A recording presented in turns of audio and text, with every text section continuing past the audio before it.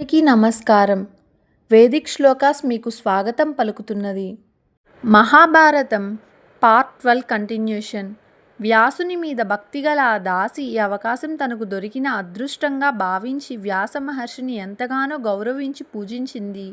వ్యాసుడు ఆ దాసికి పుత్రదానం చేసి వెళ్ళాడు. మాండవ్యముని శాప కారణంగా మానవ జన్మనెత్తవలసిన యమధర్మరాజు అంశతో పుత్రుడు పుట్టాడు.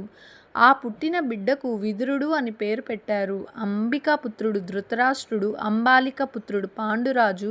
విషయం తెలిసిన సత్యవతి అదృష్టం ఇంతేనని భావించి ముగ్గురు బిడ్డల్ని సమప్రేమతో పెంచుకుంటుంది. ధృతరాష్ట్ర, పాండురాజు, విదురులు పెరిగి పెద్దవారై చదువుకున్నారు. నానమ్మ సత్యవతీదేవి సంరక్షణలో, భీష్ముని పర్యవేక్షణలో బాల్యాన్ని దాటి యవ్వనంలోకి అడుగుపెట్టారు ధృతరాష్ట్రుడు. మహాబలవంతుడయ్యాడు.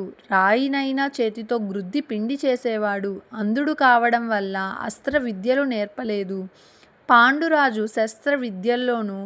శాస్త్రవిద్యలోనూ మంచి నిపుణుడయ్యాడు. రథాయుద్ధంలో మంచి వీరుడయ్యాడు.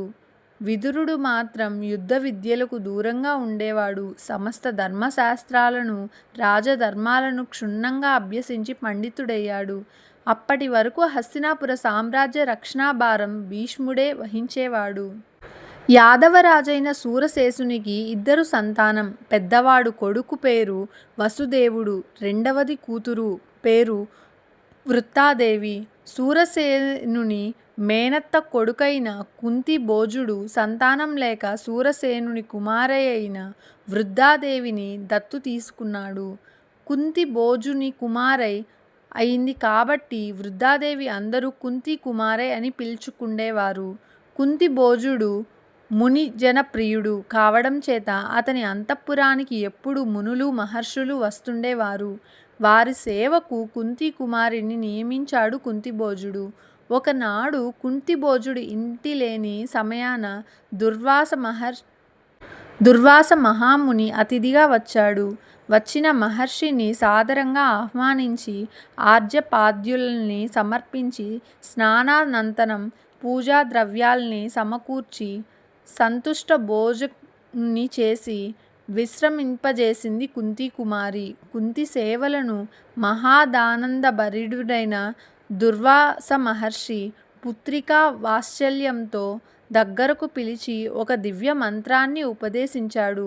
కుమారి, ఈ మంత్రాన్ని పఠించి ఎవరిని తలుచుకుంటావో వారు వచ్చి నీకు పుత్రదానం చేస్తారు. స్త్రీకి మాతృత్వాన్ని మించిన వరం మరొకటి లేదు. ఈ మంత్రం మహాప్రభావం కలది. జాగ్రత్త సుమా అని చెప్పి వెళ్ళిపోయాడు.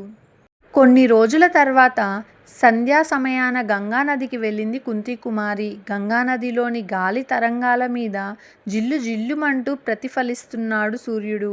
పక్షుల కిలకిలా రాకలతో ప్రకృతి సంగీత స్వరాలు పలుకుతున్నట్లుగా ఉన్నది. వికసించిన పూల వాసనలతో సంధ్యాకాంత సరాగాలు పోతున్నాయి.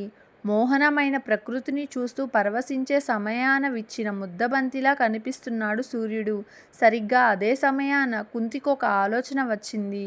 దుర్వాస మహర్షిని ఉపదేశించిన మంత్ర ప్రభావాన్ని పరీక్షించి చూడాలనుకుంది. అనంతాకాశంలోని సూర్యుడు తన దగ్గరకు వస్తాడో లేదో చూద్దామనుకుంది కుంతీకుమారి. గంగలో దిగి కాళ్ళు చేతుల్ని కడుక్కుంది. సూర్యభగవానుణ్ణి మనసులో తలుచుకుంటూ దుర్వాస మహామంత్రాన్ని జపించింది. సూర్యభగవానుడు అసూర సారథి అయి వచ్చి కుంతీకుమారి ముందు నిలబడ్డాడు. బంగారు రంగుగల దేహంతో మోహితుడై నిల్చున్న సూర్యుడిని చూచి పరుగెత్తబోతుండగా, పృథ్వా, సంతానార్థి అయి నన్ను ఆహ్వానించావు. నీ కోరికను సఫలం చేయడానికి నేను వచ్చాను అన్నాడు సూర్యుడు. సూర్యదేవా, నేనింకా కన్యను. నాకు సంతానమేమిటి? దుర్వాస మహాముని మంత్రాన్ని పరీక్షించి చూడాలనిపించి మంత్రాన్ని జపించానంతే. దయచేసి తిరిగి వెళ్ళిపో అంటూ నమస్కరించింది. అదెలా సాధ్యం అన్నాడు దినకరుడు. చైతన్యమూర్తి, నేను కన్యను, అబలను, అవివాహితను. తెలియక చేసిన అపరాధాన్ని మన్నించి మరలి వెళ్ళు. పృథ్వా, తెలియక ముట్టినా తెలిసి ముట్టినా నిప్పు కాలుతుంది. ప్రభావ పూర్తి అయిన మంత్రబలం వల్ల నేను తిరిగి వెళ్ళడానికి వీలులేదు. నీ కర్మ ఫలితాన్ని నీవు అనుభవించాల్సిందే. కర్మజననం. కుంతీ కుమారి సూర్యుణ్ణి బ్రతిమాలింది, వేడుకుంది, కాళ్ళమీద పడింది, ఏడ్చింది.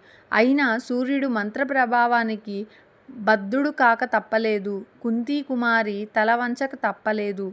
సూర్యుని తేజోపుంజం కుంతీ కుమారిలో ప్రవేశించి కుంతి గర్భవతి అయింది. కన్యత్వం చెడకుండా, గర్భం కనపడకుండా వరమిచ్చాడు సూర్యుడు. To be continued in next part.